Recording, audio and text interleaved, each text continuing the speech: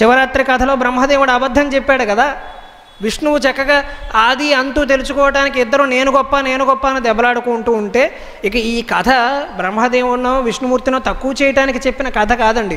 ముగ్గురు సమానమే. కానీ ముగ్గురు కంటే కూడా సత్యం గొప్పదని చెప్పటం కోసం రాసిన కథ. దాన్ని మనం ఉదాత్తంగా అర్థం చేసుకోవాలి. ఇక్కడ శివుడు ఏదో విష్ణువుని తక్కువ చేశాడని బ్రహ్మదేవుని తక్కువ చేశాడు అనుకోవద్దు.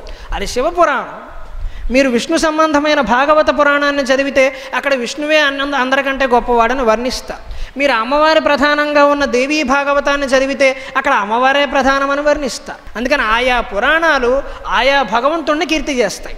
మనం అయ్యప్ప స్వామి కథ చదువుతున్నాం అనుకోండి, అండపిండ బ్రహ్మాండాలన్నింటికీ అయ్యప్ప స్వామే కథానాయకుడు అని చెబుతారు. కానీ వేరే పురాణంలో విష్ణుమూర్తి అని చెప్పారే అంటే ఎలాగా? ఇవన్నీ హిందువులు కల్పించుకున్న భావోద్వేగాలు. భగవంతుడు నిరాకారుడు, నిరంజనుడు, ఆయనకు ఒక రూపం అంటూ లేదు.